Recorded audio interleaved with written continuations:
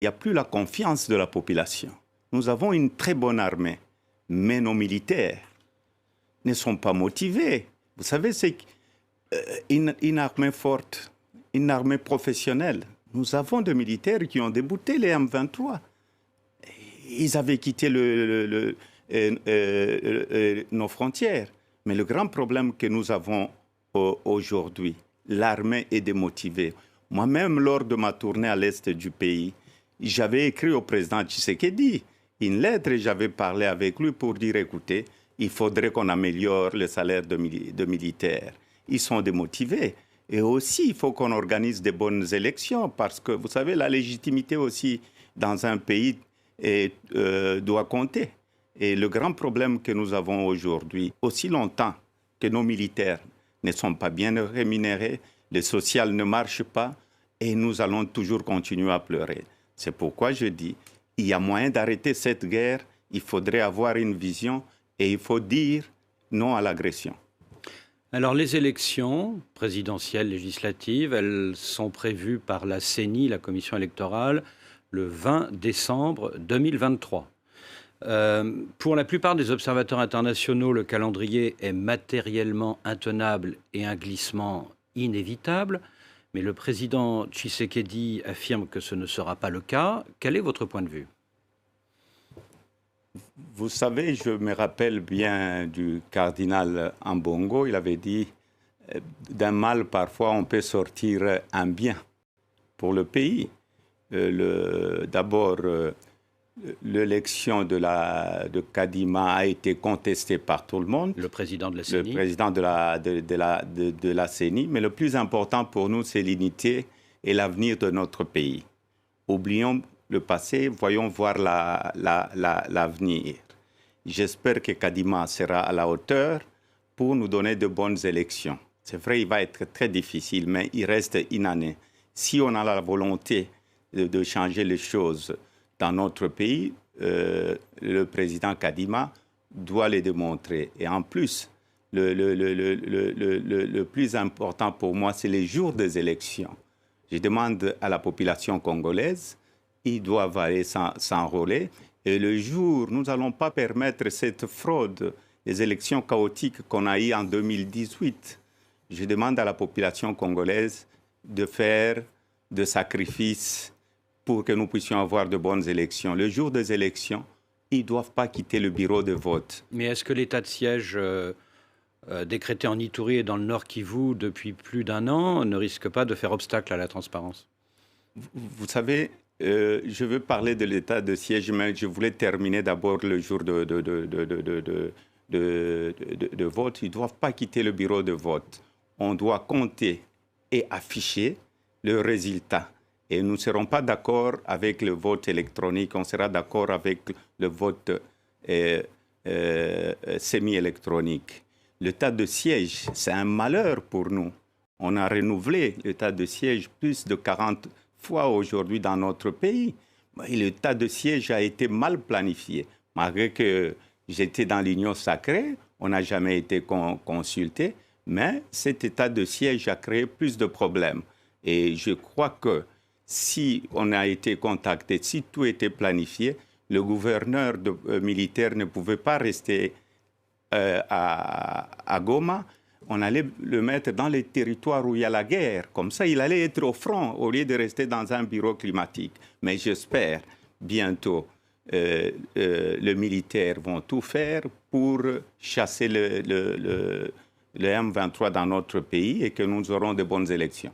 Alors justement, à propos de bonnes élections, Adolphe Muzito, l'ancien Premier ministre, accuse la CENI de planifier une fraude. Est-ce que vous aussi, vous suspectez qu'une fraude est en train d'être planifiée ou est-ce que vous accordez sa chance à la CENI encore ?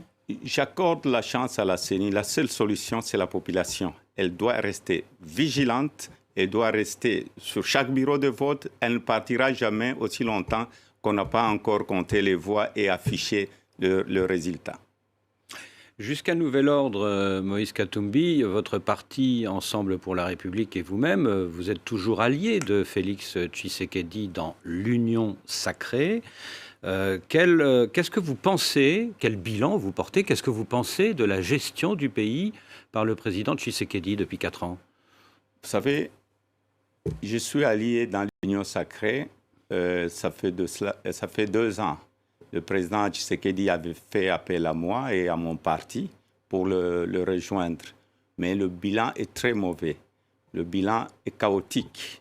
Mais j'ai donné des conseils en interne, j'ai écrit au président de la République et j'avais aussi donné le cahier de charge quand j'ai accepté de rejoindre l'Union sacrée et ce cahier de charge n'a pas été considéré. Alors, depuis des mois, tout le monde se pose la question, en raison de ce que vous venez de dire, de vos critiques à l'égard du président Tshisekedi. La question est la suivante, est-ce que vous allez, oui ou non, être candidat à l'élection présidentielle de décembre 2023 ?